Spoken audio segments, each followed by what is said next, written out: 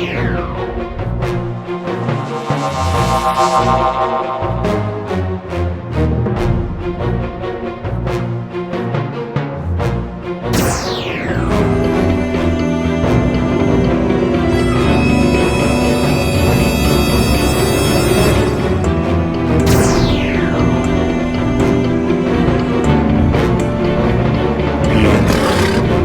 अस्सलामुअलैकुम जी आया ਨੂੰ ਪੰਜਾਬੀ ਤਬਸਰੇ ਦੇ ਵਿੱਚ। ਤੇ ਸਾਡਾ ਇਹ ਟਾਪਿਕ ਹੈ ਜਿਹੜੀ ਪਾਕਿਸਤਾਨ ਦੇ ਵਿੱਚ ਮਹਿੰਗਾਈ ਹੋ ਰਹੀ ਹੈ, ਸਬਜ਼ੀਆਂ ਮਹਿੰਗੀਆਂ ਹੋ ਰਹੀਆਂ ਨੇ, ਉਹਨਾਂ ਦੇ ਗੱਲ ਕਰਾਂਗੇ ਅਸੀਂ ਅੱਜ। ਮਹਿੰਗਾਈ ਕਿਉਂ ਹੋਈ ਹੈ? ਅਸੀਂ ਚੌਧਰੀ ਹੋ ਗਏ। ਸਾਡੇ ਪਿੰਡਾਂ ਦੇ ਵਿੱਚ, ਦਿਹਾਤਾਂ ਦੇ ਵਿੱਚ ਤਕਰੀਬਨ 80% ਨੇ ਲੋਕ ਜਿਹੜੇ ਉਹ ਜ਼ਮੀਨਦਾਰ ਨੇ, ਜਿਹੜੇ ਆਪਣੇ ਆਪ ਨੂੰ ਜ਼ਮੀਨਦਾਰ ਕਹਿੰਦੇ ਨੇ, ਜਿਨ੍ਹਾਂ ਦੇ ਨਾ ਕੋਈ ਜ਼ਮੀਨ ਹੈ ਜਾਂ ਮਰਲੇ ਨੇ। ਹੁਣ ਹਰ ਬੰਦਾ ਹੀ ਚੌਧਰੀ ਹੈ, ਕੋਈ ਵੀ ਬੰਦਾ ਸਬਜ਼ੀ ਕਾਸ਼ਤ ਕਰਕੇ ਰਾਜ਼ੀ ਨਹੀਂ। ਅੱਗੇ ਜਿਹੜੇ ਸਾਡੇ ਬਜ਼ੁਰਗ ਨੇ ਉਹ ਦੱਸਦੇ ਸੀ ਕਿ ਜਿਹੜਾ ਜ਼ਮੀਨਦਾਰ ਹੈ ਉਹ ਸਿਰਫ ਨਮਕ ਮੁੱਲ ਲੈਂਦਾ, ਹੋਰ ਕੋਈ ਚੀਜ਼ ਉਹਨੇ ਕਦੀ ਮੁੱਲ ਨਹੀਂ ਲਈ।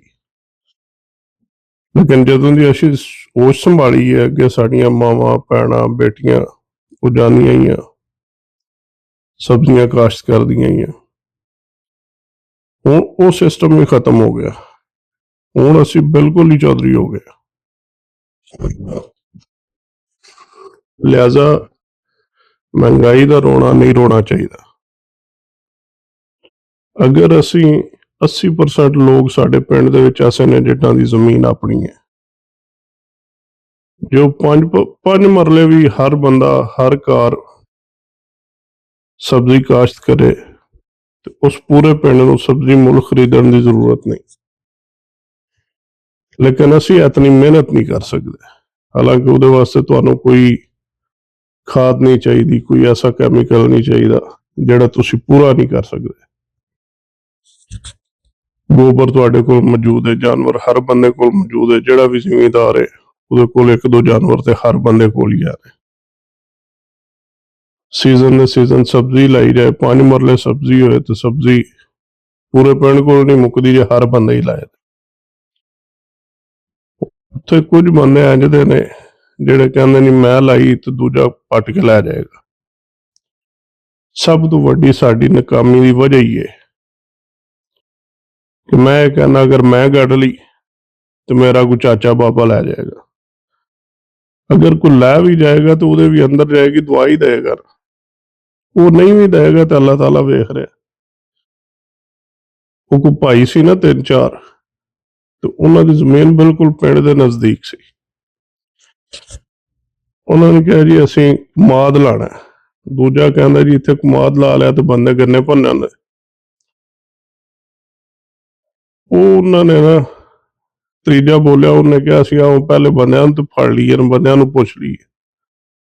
ਉਹਨਾਂ ਕੋ ਮਾੜਾ ਬੰਦਾ ਅੱਗੇ ਚੜਿਆ, ਉਹਨੂੰ ਫੜ ਲਿਆ, ਕੁੱਟਣਾ ਸ਼ੁਰੂ ਕਰ ਦਿੱਤਾ, ਨਾਲ ਆਖੀ ਜਾਣ ਚੁੱਪ ਕਰਨੇ, ਚੁੱਪ ਕਰਨੇ। ਉਹ ਅਖੀਰ ਬੰਦਿਆਂ ਨੇ ਛੁਡਾਇਆ ਉਹਨੂੰ ਤੇ ਉਹਨਾਂ ਪੁੱਛਿਆ ਗੱਲ ਕੀ ਹੈ? ਉਹਨਾਂ ਕਿਹਾ ਜੀ ਅਸੀਂ ਇੱਥੇ ਕਮਾਦ ਗਿਣਨਾ ਤੇ ਇੱਥੋਂ ਇਹਨੇ ਕਮਾਦ ਭੰਨ ਕੇ ਤੇ ਗੰਨੇ ਚੁੱਪਣੇ। 100 ਸਾਲ ਵੀ ਸਾਡਾ ਕਿ ਅਸੀਂ ਸਬਜ਼ੀ ਲਾਈ ਕਦੀ ਨਹੀਂ, ਕੀ ਹੈ ਜੀ ਆਂਢੀ ਗੁਆਂਢੀ ਖੋਣਗੇ। ਅੱਲਾ ਦੇ ਉਹ ਬੰਦਿਓ, ਇਤਫਾਕ 'ਚ ਬਰਕਤ ਹੈ। ਅਗਰ ਕੋਈ ਆਂਢੀ ਗੁਆਂਢੀ ਧਨੀਆ ਲੈ ਵੀ ਜਾਏ ਸ਼ਾਮੀ, ਜਾਂ ਕੋਈ 2 ਮਿਰਚਾਂ ਤੁਹਾਡੀਆਂ ਖੋਹ ਲਏਗਾ ਤੇ ਕੀ ਉਹਦੇ 'ਚ ਕੀ ਬਰਕਤ ਹੀ ਪੈਣੀ ਹੈ, ਉਹਦੇ ਵਿੱਚ ਘੱਟ ਨਹੀਂ ਹੋਣੀਆਂ ਚੀਜ਼ਾਂ। ਮਿਹਰਬਾਨੀ ਕਰੋ ਤੇ ਹਰ ਬੰਦਾ ਸਬਜ਼ੀ ਲਾਓ। ਪਿੰਡਾਂ ਵਾਲਿਆਂ ਲੋਕਾਂ ਨੂੰ ਤਾਂ ਸਬਜ਼ੀ ਲੈਂਦੇ ਸ਼ਰਮ ਆਉਣੀ ਚਾਹੀਦੀ ਹੈ ਕਿ ਉਹਨਾਂ ਨੇ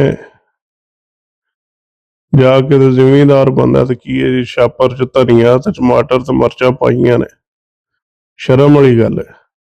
ਜ਼ਿਮੀਂਦਾਰ ਬੰਦੇ ਨੂੰ ਇਹ ਕੰਮ ਵਾਰਾ ਹੀ ਨਹੀਂ ਖਾਂਦਾ। ਫਿਰ ਅਸੀਂ ਕਹਿੰਦੇ ਨਹੀਂ ਮਹਿੰਗਾਈ ਹੋ ਗਈ, ਹਕੂਮਤ ਕੀ ਕਰੇ? ਹਕੂਮਤ ਨੇ ਹੁਣ ਤੁਹਾਨੂੰ ਆ ਕੇ ਅੱਲਾ ਵਾਸਤੇ ਤਾਂ ਕੋਈ ਸ਼ੈ ਨਹੀਂ ਦੇਣੀ। ਕੋਈ ਵੀ ਚੀਜ਼ ਹੈ ਜਦੋਂ ਹੁਣ ਤੁਹਾਡੇ ਸਲਾਬ ਆਇਆ ਉਹਦੇ ਵਿੱਚ ਜਿਤਨੀ ਕੋਈ ਜ਼ਮੀਨ ਬਹਿ ਗਈ ਹੈ, ਜਿਤਨਾ ਨੁਕਸਾਨ ਹੋ ਗਿਆ, ਅਜੇ ਤਾਂ ਗੰਦਮ ਦਾ ਰੇਟ ਵਧਣਾ, ਚਾਵਲ ਦਾ ਰੇਟ ਵਧੇਗਾ, ਫਿਰ ਕੀ ਕਰੋਗੇ? ਹੁਣ ਹਕੂਮਤ ਨੇ ਤੇ ਨਹੀਂ ਰੋੜਿਆ। ਇਸ ਵਾਸਤੇ ਆਪਣੀ ਆਪਣੀ ਮਿਹਨਤ ਕਰੋ, ਹਰ ਬੰਦਾ ਕੋਸ਼ਿਸ਼ ਕਰੋ। ਤੁਸੀਂ ਹੁਣ ਕੋਈ ਸਰਦੀਆਂ ਆ ਰਹੀਆਂ ਨੇ, 70 ਰੁਪਏ ਦਾ 50 60 ਰੁਪਏ ਦਾ 70 ਰੁਪਏ ਦਾ ਅੰਡਾ ਵੀ ਲੈ ਕੇ ਖਾਣਾ, ਲੇਕਿਨ ਇਤਨੀ ਕੋਸ਼ਿਸ਼ ਨਹੀਂ ਕੀਤੀ ਉਹ 4 ਮੁਰਗੇ ਹੀ ਰੱਖ ਲਈਏ ਕਿ ਚਲੋ ਸਾਨੂੰ ਅੰਡੇ ਨਾ ਲੈਣੇ ਪੈਣ। ਅਸੀਂ ਆਪੂ ਕਰਨਾ ਕੱਖ ਨਹੀਂ, ਸਿੰਪਲ ਜਿਹਾ ਸਾਡੇ ਕੋਲ ਇੱਕ ਸੌਖਾ ਜਿਹਾ ਇਲਾਜ ਹੈ ਕਿ ਅਸੀਂ ਕਹਿੰਦੇ ਜੀ ਹਕੂਮਤ ਨੇ ਕਰ ਦਿੱਤਾ, ਹਕੂਮਤ ਨੇ ਮਹਿੰਗਾਈ ਪੂਰੀ ਦੁਨੀਆ ਤੇ ਹੋ ਰਹੀ ਹੈ। ਜਿੱਥੇ ਮੈਂ ਰਹਿਣਾ ਪਿਆ ਇੱਥੇ ਜਦੋਂ ਅਸੀਂ ਆਏ ਤਾਂ ਉਦੋਂ 35 ਪੈਸੇ ਦੇ ਅੱਧਾ ਕਿਲੋ ਟਮਾਟਰ ਲੱਭਦੇ, ਹੁਣ ਇਸ ਟਾਈਮ $2 $2.5 ਦੇ ਵੀ ਆ ਨੇ। ਮਹਿੰਗਾਈ ਤੇ ਹਰ ਜਗ੍ਹਾ ਤੇ ਆਏ। ਇਸ ਵਾਸਤੇ ਮਿਹਰਬਾਨੀ ਕਰੋ ਤੇ ਆਪਣੀ ਜਿਹੜਾ ਨਾ ਕਾਸ਼ਤ ਕਰੋ, ਸਬਜ਼ੀਆਂ ਆਪਣੀਆਂ ਕੱਢੋ, ਦੁੱਧ ਦੀ ਪ੍ਰੋਡਕਸ਼ਨ ਆਪਣੀ ਵਧਾਓ, ਮੁਰਗੀਆਂ ਆਪਣੀਆਂ ਰੱਖੋ। ਗੱਲ ਤੇ ਉਹੀ ਹੈ, ਖਾਨ ਸਾਹਿਬ ਦੀ ਲੋਕਾਂ ਨੇ ਖੱਚ ਮਾਰੀ ਕਿ ਹੁਣ ਸਾਨੂੰ ਕਹਿੰਦਾ ਮੁਰਗੀਆਂ ਰੱਖੋ ਤੇ ਕੱਟੇ ਰੱਖੋ, ਲੇਕਿਨ ਉਹਦੇ 'ਚ ਫਾਇਦਾ ਨੁਕਸਾਨ ਨਹੀਂ ਹੈ। ਦੂਜੇ ਨੰਬਰ ਤੇ ਮੇਰਾ ਮੈਸੇਜ ਹੈ ਅੰਜਮ ਸਰੋਇਆ ਸਾਹਿਬ ਨੂੰ, ਉਹ ਪੰਜਾਬੀ ਦੀ ਗੱਲ ਕਰਦੇ ਨੇ ਔਰ ਸ਼ਾਇਦ ਉਹਨਾਂ ਨੂੰ ਵੇਖ ਕੇ ਮੈਂ ਵੀ ਸ਼ੁਰੂ ਕੀਤੀ ਹੈ ਪੰਜਾਬੀ। ਮੇਰਾ ਉਹਨਾਂ ਵਾਸਤੇ ਇੱਕ ਪੈਗਾਮ ਹੈ, ਅਗਰ ਉਹ ਵੀਡੀਓ ਸੁਣਨ ਤੇ ਉਹਨਾਂ ਨੂੰ ਪੈਗਾਮ ਹੈ ਕਿ ਤੁਸੀਂ ਬਹੁਤ ਅੱਛਾ ਕੰਮ ਕਰ ਰਹੇ ਹੋ। ਬੜੀ ਖੁਸ਼ੀ ਹੁੰਦੀ ਵੇਖ ਕੇ, ਤੁਹਾਡੀ ਪੂਰੀ ਟੀਮ ਨੂੰ ਵੇਖ ਕੇ, ਚਾਚਾ ਬੂਟਾ, ਰਾਣਾ ਸਾਹਿਬ, ਲੰਬਰਦਾਰ, ਉਸਮਾਨ, ਤੁਸੀਂ ਇੱਕ ਮਿਸਾਲ ਬਣਾਓ ਕਿ ਤੁਸੀਂ ਜਿਤਨੇ ਵੀ ਤੁਹਾਡੇ ਟੀਮ ਮੈਂਬਰ ਨੇ ਹਰ ਬੰਦਾ 5-5 ਮਰਲੇ ਵੱਖਰੀਆਂ ਵੱਖਰੀਆਂ ਸਬਜ਼ੀਆਂ ਲਾਏ, ਉਹ ਲਾ ਕੇ ਲੋਕਾਂ ਨੂੰ ਇੱਕ ਮਿਸਾਲ ਬਣਾ ਕੇ ਦੱਸੋ ਕਿ ਇਸ ਤਰ੍ਹਾਂ 5 ਮਰਲੇ 'ਚ ਘਰ ਦੀ ਸਬਜ਼ੀ ਲੱਗ ਸਕਦੀ ਹੈ। ਹਰ ਬੰਦਾ 5-5 ਮਰਲੇ ਦਾ ਪਲਾਟ ਬਣਾ ਕੇ ਸਬਜ਼ੀਆਂ ਦੂਜੇ ਚੌਥੇ ਦਿਨ ਉਹਦੀ ਪ੍ਰੋਗਰੈਸ ਜਿਹੜੀ ਹੈ ਉਹਦੀ ਜੋ ਵੀ ਉਹ ਕਰਦੀ ਹੈ ਉਹ ਦੱਸੋ ਲੋਕਾਂ ਨੂੰ, ਔਰ ਆਰਗੈਨਿਕ ਹੋਏ, ਗੋਬਰ ਪਾ ਕੇ ਬਣਾਓ, ਕੋਈ ਸਪਰੇਅ ਨਾ ਹੋਏ, ਕੋਈ ਉਹਦੀ ਖਾਦ ਨਾ ਹੋਵੇ, ਤਾਂ ਕਿ ਲੋਕਾਂ ਨੂੰ ਸਿੱਖਣ ਵਾਸਤੇ ਕੁਝ ਵੇਖ ਕੇ ਹੋ ਸਕਦਾ ਲੋਕਾਂ ਨੂੰ ਪਤਾ ਲੱਗ ਜਾਏ। ਲਿਹਾਜ਼ਾ ਮਿਹਰਬਾਨੀ ਕਰੋ, ਤੁਸੀਂ ਬਹੁਤ ਅੱਛਾ ਕੰਮ ਕਰ ਰਹੇ ਹੋ ਤੇ ਇਹ ਕੰਮ ਕਰੋ। ਮੈਂ ਹੁਣ ਅੱਜ ਹੀ ਵੇਖ ਰਿਹਾ ਵੀਡੀਓ ਇੱਕ, ਕੱਲ ਮੈਂ ਸਰੋਇਆ ਸਾਹਿਬ ਦੀ ਵੀ ਵੇਖ ਰਿਹਾ, ਉਹ ਵੀ ਬੜੀ ਖੁਸ਼ੀ ਹੋਈ ਵੇਖ ਕੇ ਬੰਦੇ ਨੂੰ। ਅੱਜ ਮੈਂ ਇੱਥੇ ਟੀਵੀ ਤੇ ਵੇਖ ਰਿਹਾ ਸੀ ਕਿ ਇੱਕ ਪੌਦੇ ਤੇ, ਜਿਹਨੂੰ ਉਰਫੇ ਆਮ ਚ ਅਸੀਂ ਖੱਟੀ ਦਾ ਬੂਟਾ ਕਹਿੰਦੇ ਆ, ਇੱਕ ਖੱਟੀ ਦੇ ਬੂਟੇ ਵਿੱਚ ਉਸ ਬੰਦੇ ਨੇ 30 ਕਿਸਮ ਦਾ ਫਰੂਟ ਜਿਹੜਾ ਉਹ ਪੇਵੰਦ ਕੀਤਾ, ਉਹਦੀ ਗ੍ਰਾਫਟਿੰਗ ਹੋਈ ਹੈ, ਪੇਵੰਦ ਹੋਈ ਹੈ। ਅਸੀਂ ਜਿੰਨਾ ਕੁ ਸਾਡਾ ਦਿਮਾਗ ਹੈ ਅਸੀਂ ਲਾਉਂਦੇ ਨਹੀਂ, ਇਸਤੇਮਾਲ ਨਹੀਂ ਕਰਦੇ ਕਿ ਮਤਲਬ ਖਤਮ ਨਾ ਹੋ ਜਾਏ। ਮਿਹਰਬਾਨੀ ਕਰੋ ਤੇ ਇਹਨੂੰ ਇਸਤੇਮਾਲ ਕਰੋ, ਇਹਦੇ ਕੋਲ ਫਾਇਦਾ ਲਿਆ ਜਾਏ, ਇਹਦੇ ਕੋਲ ਨੁਕਸਾਨ ਨਾ ਹੋਏ। ਅਸੀਂ ਆਪਣੇ ਦਿਮਾਗ ਕੋਲੋਂ ਆਪਣਾ ਨੁਕਸਾਨ ਕਰ ਰਹੇ ਹਾਂ, ਜਿਹੜਾ ਕਿ ਅੱਛੀ ਚੀਜ਼ ਨਹੀਂ। ਅਸੀਂ ਚੁਦਰਾ ਉਸ ਬੰਦੇ ਦੀ ਹੈ ਜਿਹਦੀ ਜੇਬ 'ਚ ਪੈਸਾ ਹੈ, ਔਰ ਅਸੀਂ ਤਾਂ ਸਾਰੇ ਭੁੱਖੇ ਆ, ਸਾਡੇ ਕੋਲ ਬਿੱਲ ਦੇਣ ਦੇ ਪੈਸੇ ਨਹੀਂ ਹੁੰਦੇ।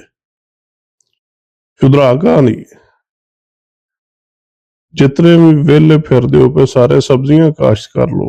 ਤੁਸੀਂ ਇਹ ਕਹਿੰਦੇ ਹੋ ਕਿ ਮਹਿੰਗੇ ਹੋ, ਟਮਾਟਰ 700 ਰੁਪਏ ਕਿਲੋ ਨੇ, ਤੇ ਜੇ ਤੁਸੀਂ ਕਾਸ਼ਤ ਕਰੋਗੇ ਤਾਂ ਤੁਹਾਨੂੰ ਵੀ ਤਾਂ ਫਾਇਦਾ ਹੋਏਗਾ ਨਾ। ਤੁਸੀਂ ਉਸ ਪਾਸੇ ਜਾਂਦੇ ਹੀ ਨਹੀਂ, ਫਾਇਦੇ ਵਾਲੇ ਪਾਸੇ, ਕਿ ਮਤਲਬ ਮਹਿੰਗਾ ਹੋ ਗਿਆ ਤੇ 4 ਪੈਸੇ ਜ਼ਿਮੀਂਦਾਰ ਨੂੰ ਨਾ ਬਚ ਜਾਣ। ਜਦੋਂ ਤੁਹਾਡੇ ਕੋਲ ਹੋਣਗੇ, ਤੁਸੀਂ ਆਪਣੀ ਮਾਰਕੀਟ 'ਚ ਵੇਚੋਗੇ ਤੇ ਤੁਹਾਨੂੰ 4 ਪੈਸੇ ਬਚਣਗੇ। ਤੁਸੀਂ ਤਾਂ ਬਿਲਕੁਲ ਹੀ ਜਿਹੜਾ ਉਹ ਚੁਦਰਾ ਤੇ ਹੱਥ ਰੱਖਿਆ, ਇਹ ਕੰਮ ਅੱਛਾ ਨਹੀਂ। ਮਿਹਰਬਾਨੀ ਕੀਤੀ ਜਾਏ ਤੇ ਸਰੋਆ ਸਾਹਿਬ ਮੈਂ ਫਿਰ ਕਹਿ ਰਿਹਾ ਕਿ ਤੁਸੀਂ ਵੀ ਮਿਹਰਬਾਨੀ ਕਰੋ। ਮੈਂ ਤਾਂ ਪਾਕਿਸਤਾਨ 'ਚ ਆ ਨਹੀਂ ਵਰਨਾ, ਤੁਹਾਨੂੰ ਕਰਕੇ ਤੇ ਫਿਰ ਦੱਸਦੇ ਕਿ ਇਸ ਤਰ੍ਹਾਂ 5 ਮਰਲੇ ਦਾ ਪਲਾਟ ਬਣਦਾ, ਇਹ ਸਬਜ਼ੀ ਕਾਸ਼ਤ ਹੁੰਦੀ ਹੈ।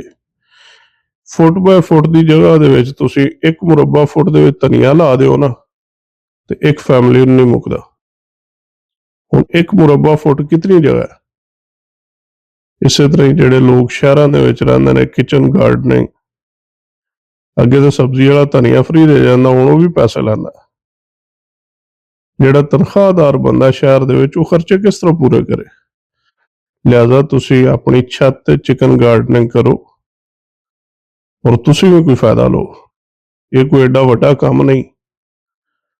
मेहरबानी करो अपनी छत्तां ते मुर्गियां रखो, किचन गार्डनिंग करो, ताकि तुहानू इहदा फायदा होए, इहदा नुकसान कोई नहीं रहा। अगर तुसीं मुर्गियां रख लैंदे हो छत ते चार, ते जिहड़ी उन्हां दी वेस्ट है ओह तुहाडा खाद दा काम करदी है। ਉਹੀ ਤੁਸੀਂ ਪਾ ਕੇ ਆਪਣੀ चिकन गार्डनिंग कर सकते हो।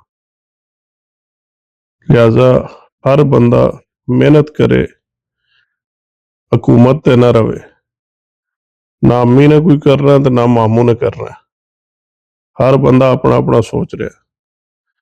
तुसीं अपना सोचना, तुसीं नहीं सोचोगे तो फिर जो हो रहा वो तो हो ही रहा है। और दिन ब दिन महंगाई वध रही है।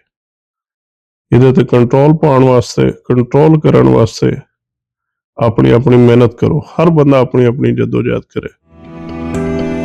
अल्लाह हाफिज़। फिर इंशाअल्लाह तुहानू मिलने अगले टॉपिक।